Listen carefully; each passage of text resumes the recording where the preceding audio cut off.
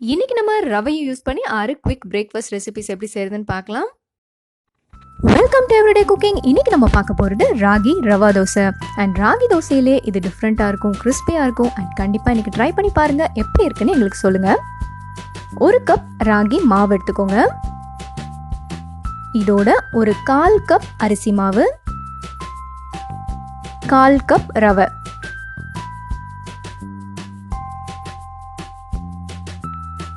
இதோட நம்ம தேவையான அளவு உப்பு சேர்த்துக்கலாம்.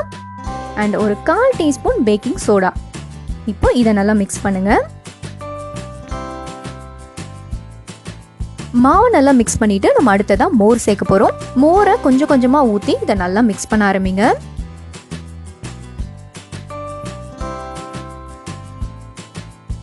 இந்த தோசைக்கு மாவு எப்படி இருக்கணும்னா லைட்டாக தண்ணியாக இருக்கணும். அதுக்காக ரொம்ப தண்ணியாக்கிறாதீங்க. ஸோ அது வரைக்கும் நம்ம இப்போ மோரோ இல்லை தண்ணியோ சேர்க்க போகிறோம். கண்டிப்பாக 1 கப் அளவுக்கு மோர் சேர்க்கணும். அதுக்கு மேலே தேவைப்பட்டால் மோரோ இல்லை தண்ணியோ ஆட் பண்ணிக்கோங்க.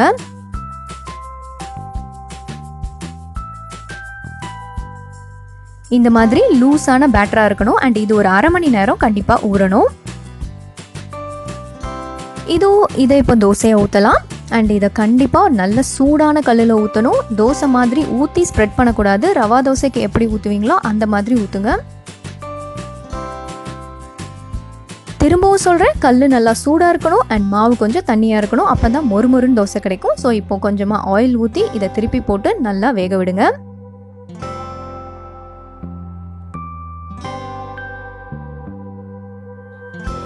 இதோ மொறுமொறுன்னு சூப்பரான ராகி ரவா தோசை ரெடி ஆயிடுச்சு. அடுத்ததை நம்ம பார்க்க போகிறது ரவா புட்டு. இதுக்கு ஃபர்ஸ்ட் நம்ம முந்திரி பருப்பு வறுக்க போகிறோம். ஸோ கொஞ்சமாக நெய் பேனில் விடுங்க. இதில் ஒரு 10 முந்திரி பருப்பு ஆட் பண்ணலாம்.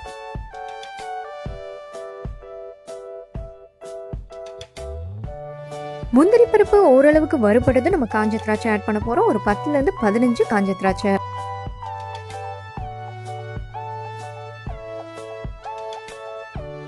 முந்திரி பருப்பும் திராட்சையும் நல்லா வறுபட்டுச்சு. இது ஒரு பாத்திரத்தில் எடுத்து வச்சுக்கோங்க. அடுத்ததான் நம்ம ரவையை வறுக்க போகிறோம். 1 கப் ரவை.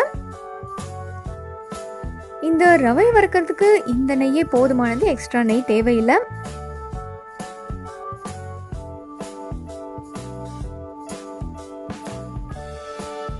ரவை ஓரளவுக்கு லைட்டாக கலர் சேஞ்ச் ஆகி வரும், அது வரைக்கும் வறுத்துக்கோங்க. இதோ ரெடி ஆயிடுச்சு. இதோட ஒரு பெரிய பிஞ்ச் சால்ட் சேர்த்துக்கோங்க. அண்ட் அடுத்ததாக நம்ம பால் சேர்க்க போகிறோம். பாலை கொஞ்சம் கொஞ்சமாக ஆட் பண்ணுங்கள். நல்லா உதிரி உதிரியாக இது வரணும், அது வரைக்கும் பால் ஆட் பண்ணிக்கோங்க.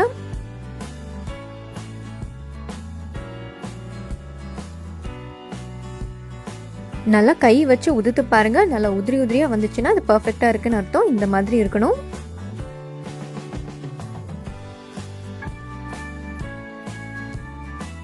இதை நம்ம இப்போ புட்டு குடத்தில் அவிக்கலாம். அண்ட் ஆல்ரெடி நான் புட்டு குடத்தில் ஒரு 2 டேபிள் ஸ்பூன் அளவுக்கு துருவின தேங்காய் போட்டிருக்கேன். இப்போ நம்ம மிக்ஸ் பண்ணி வச்சிருக்கிற அந்த ரவையை ஆட் பண்ணலாம். விருப்பப்பட்டால் நடுவில் கூட ஒரு லேயர் தேங்காய் துருவல் சேர்த்துக்கோங்க.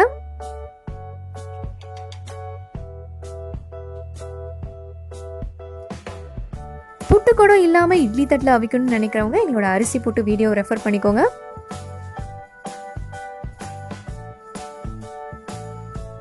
ஃபைனலாக தேங்காய் துருவல் போட்டு ஃபினிஷ் பண்ணியாச்சு. அண்ட் இதை மூடி நம்ம ஒரு 10லேருந்து 15 நிமிஷம் ஸ்டீம் குக் பண்ண போகிறோம்.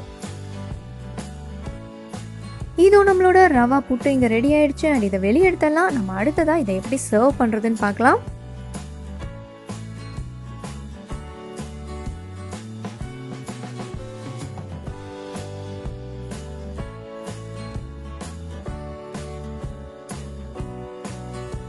இன்னைக்கு இதை நம்ம இனிப்பு புட்டா சர்வ் பண்ண போகிறோம். இதை ஒரு பாத்திரத்தில் எடுத்துக்கோங்க.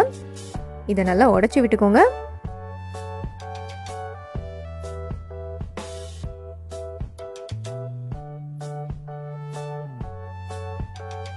இதோட நம்ம வறுத்து வச்சிருக்கிற முந்திரி பருப்பு ஆட் பண்ணிக்கலாம். அண்ட் தேவையான அளவு சர்க்கரை ஆட் பண்ணிக்கோங்க.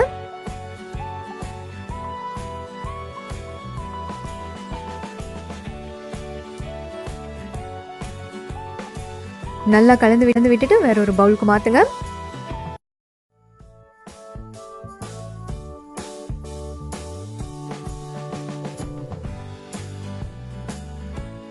ரவா புட்டிங்க சூப்பரா ரெடி ஆயிடுச்சு. அடுத்ததான் நம்ம ரவா தோசை எப்படி சுடுறதுன்னு பார்க்கலாம்.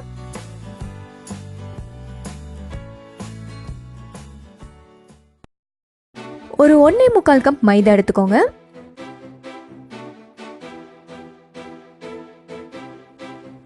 இதோட 1 கப் ரவா ஆட் பண்ணிக்கோங்க. இதோட தேவையான அளவு தண்ணி விட்டு தோசை மாவு மாதிரி கரைச்சிக்கலாம்.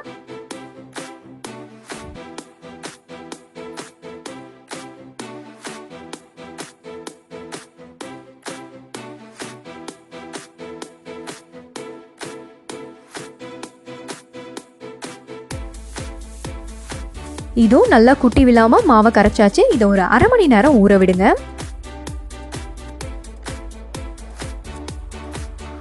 இது இப்போ அரை மணி நேரம் ஆயிடுச்சு. இதோட தேவையான அளவு உப்பு சேர்த்துக்கோங்க.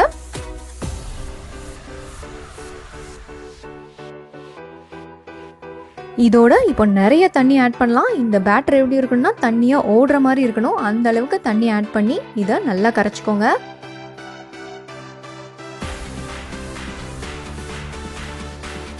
இது ஒரு பக்கம் இருக்கட்டும். அதுக்குள்ள நம்ம தாளிப்பு ரெடி பண்ணிக்கலாம். ஒரு பேன்ல கொஞ்சமா ஆயில் விடுங்க.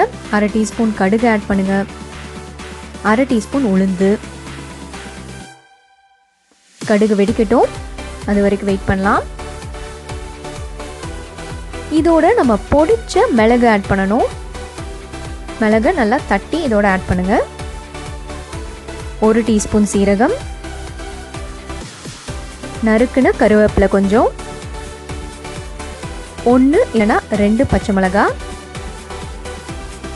கொஞ்சம் நறுக்குன கொத்தமல்லி, 1/2 கப் பெரிய வெங்காயம் நறுக்குனது,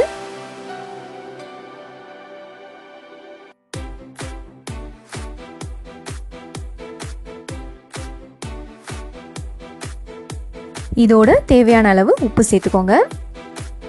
இதை இப்போ நல்லா வதக்கிக்கலாம்.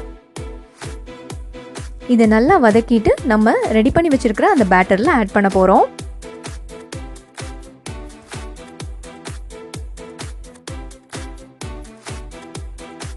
இதோ மாவோட சேர்த்தாச்சு. இதை நல்லா கலந்து விடுங்க.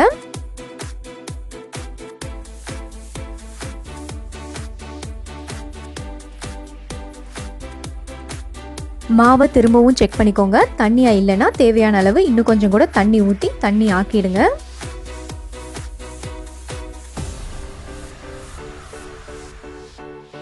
இதை தோசை மாதிரி தேய்ச்சிடாதீங்க. நல்ல சூடான டவால இதை இப்படி ஊத்துங்க.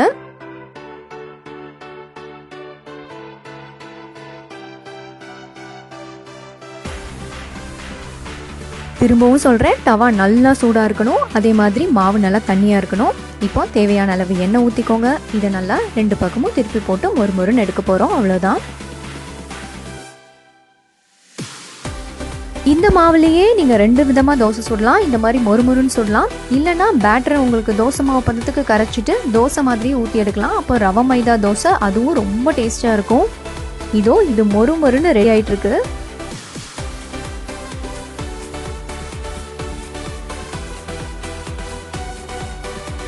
இதோ நம்மளோட மொறுமொறு ரவா தோசை ரெடி.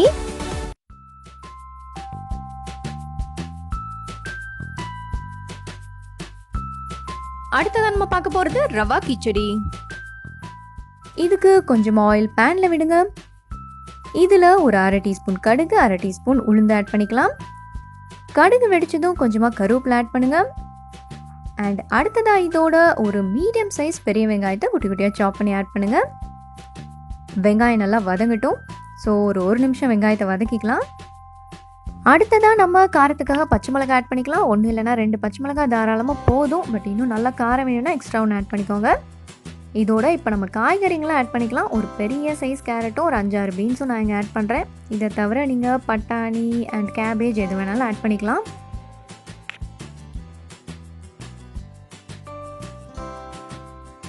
கேரட்டையும் பீன்ஸையும் ஒரு 1 நிமிஷம் நல்லா வதக்கிட்டு அதுக்கப்புறம் தக்காளி ஆட் பண்ணிக்கலாம். ஒரு பெரிய சைஸ் தக்காளி குட்டி குட்டியாக நறுக்குனது.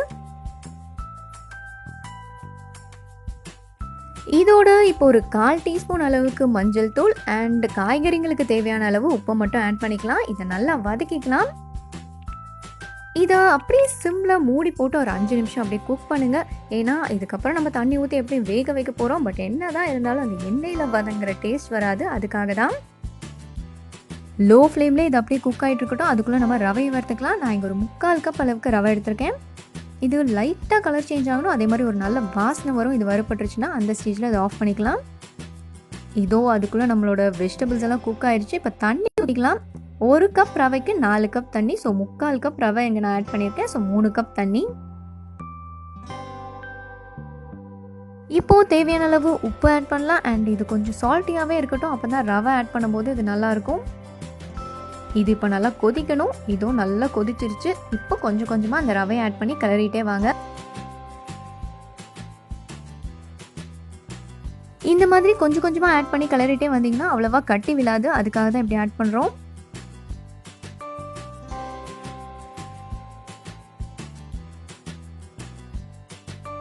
இது கெட்டி ஆகிற வரைக்கும் அப்பப்போ கட்டி விழாத மாதிரி கிளறி விட்டுக்கோங்க. இதோ ஓரளவுக்கு கெட்டி ஆயிடுச்சு.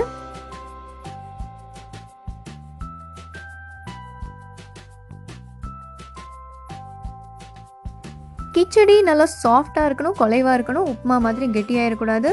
இதுவும் நல்லா குலைவாக இருக்குது. இந்த ஸ்டேஜில் நம்ம ஒரு டேபிள் ஸ்பூன் அளவுக்கு நெய் ஆட் பண்ணலாம். நெய் நீங்கள் எவ்வளோ வேணாலும் ஆட் பண்ணலாம். அது உங்கள் விருப்பம் தான். நெய் எவ்வளோ சேர்க்குறீங்களோ அவ்வளோ தூரம் கிச்சடி நல்லாயிருக்கும்.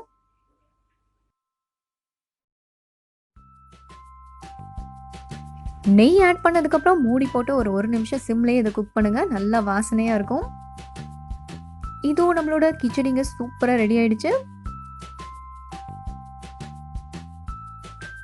கொத்தமல்லி இலை தூவி ஃபினிஷ் பண்ணிடலாம்.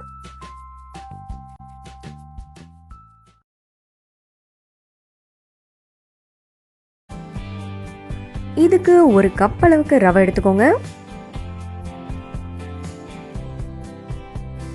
இதோட தேவையான அளவு உப்பு, 1/4 டீஸ்பூன் மஞ்சள் தூள், 1/2 டீஸ்பூன் அளவுக்கு மிளகாய் தூள். உங்கள் காரத்துக்கு தகுந்த மாதிரி இதை அட்ஜஸ்ட் பண்ணிக்கோங்க. 1 இல்லைனா 2 பச்சை மிளகாய் குட்டி குட்டியாக நறுக்குனது, குட்டி குட்டியாக நறுக்குன ஒரு மீடியம் சைஸ் தக்காளி, ஒரு கை அளவுக்கு கொத்தமல்லி, அதுவும் குட்டி குட்டியாக நறுக்குனது.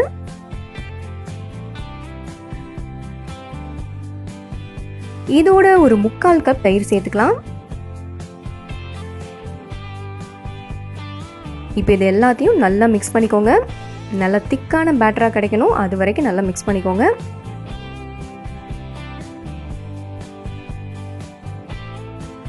இதுவும் நம்மளோட பேட்டர் ரெடி. இது ஊற வைக்கணும்னு அவசியம் இல்லை. பட் 10 நிமிஷம் ஊற வச்சிங்கன்னா இன்னும் கொஞ்சம் சாஃப்டாகவே இருக்கும். அடுத்ததாக பிரெட் எடுத்துக்கலாம். 2 பக்கமும் நல்லா வெண்ணெய் தடவி வச்சுக்கோங்க.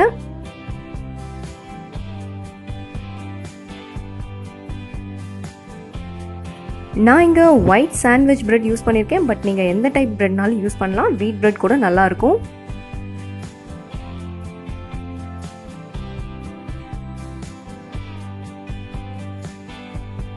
பட்டர் இல்லைன்னா நெய் தடவிக்கோங்க. பிரெட்டை நெய்யில் டோஸ்ட் பண்ணும்போது கூட அதே டேஸ்ட் தான் வரும். ரொம்ப நல்லாயிருக்கும். பட் ரெண்டுமே யூஸ் பண்ண வேண்டாம்னு நினைக்கிறவங்க இப்போ ஆயில் தடவ வேண்டாம். கல்லில் போடும்போது ஆயில் ஊற்றி சுட்டுக்கோங்க. பட்டர் தடவியாச்சு. இப்போ நம்ம ரெடி பண்ணி வச்சிருக்கிற அந்த ரவா மிக்ஸை அப்ளை பண்ண போகிறோம். ஒரு பக்கம் மட்டும் நீங்கள் தடவுங்க. நல்லா ஒரு திக் லேயராக இதை அப்ளை பண்ணிக்கோங்க.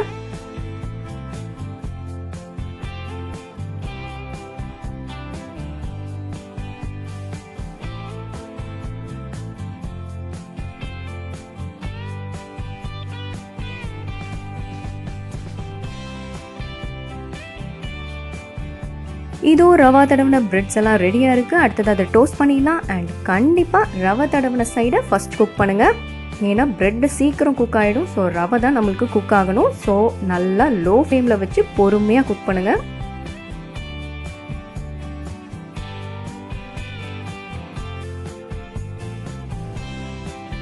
இதோ ஆல்மோஸ்ட் வெந்துருச்சு. இப்போ திருப்பி போட்டு நல்லா வேக விடலாம்.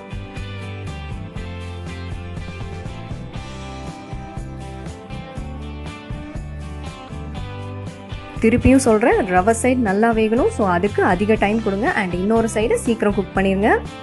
இதோ நம்மளோட bread rava toast almost ready ஆயிடுச்சு. இதை வெளியே எடுத்துடலாம்.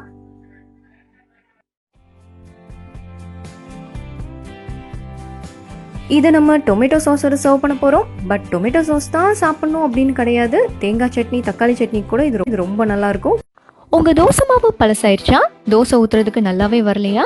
இந்த மெத்தட் யூஸ் பண்ணி பாருங்க, உங்களுக்கு கிடைக்கும் மொறு மொறுன்னு dosa. Welcome to everyday cooking. இன்னைக்கு நம்ம பார்க்கலாம் crispy dosa with leftover batter. 1 cup ரவை எடுத்துக்கோங்க. சுடுதண்ணி ஊத்தி இதை நல்லா கலக்குங்க.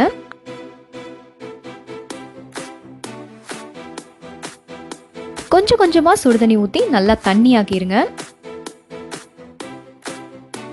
இதோட 1 டீஸ்பூன் சீரகம், ஒரு சின்ன துண்டு இஞ்சி பொடி பொடியா நறுக்குனது, 1/2 டேபிள் ஸ்பூன் அளவுக்கு மிளகுத்தூள். இது கொர கொரன்னு இருக்கணும், ரொம்ப பொடியா இருக்கக்கூடாது.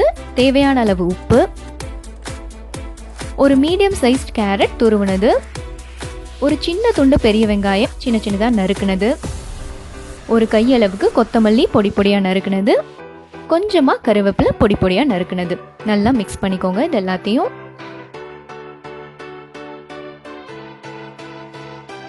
இந்த பேட்டர் நல்லா தண்ணியா இருக்கணும். ஸோ வேணும்னா இன்னும் கொஞ்சம் தண்ணி கூட ஆட் பண்ணி மிக்ஸ் பண்ணிக்கலாம். இப்போ இதை ஒரு 10லேருந்து 15 நிமிஷம் நம்ம ஊற விட போறோம்.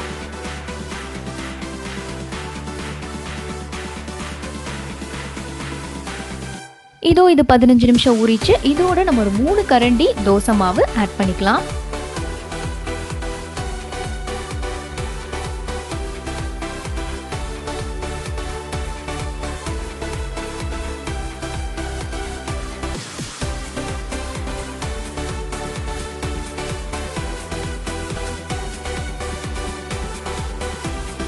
பேட்டர் நல்லா ரன்னிங் கன்சிஸ்டன்சியில் இருக்கணும். இது பர்ஃபெக்டாக இருக்குது. இப்போ தோசைக்கல்லை நல்லா சூடு பண்ணிக்கோங்க. நல்லா சூடாக இருக்கிற தோசைக்கல்ல இதை ஸ்ப்ரெட் பண்ணணும். ஊற்றி தேய்க்கக்கூடாது. இந்த மாதிரி நல்லா ஸ்ப்ரெட் பண்ணுங்க. தேவையான அளவு எண்ணெய் ஊற்றிக்கோங்க. நல்லா திருப்பி போட்டு வேக விடுங்க. மொறு மொறுன்னு இந்த தோசை சூப்பராக வரும்.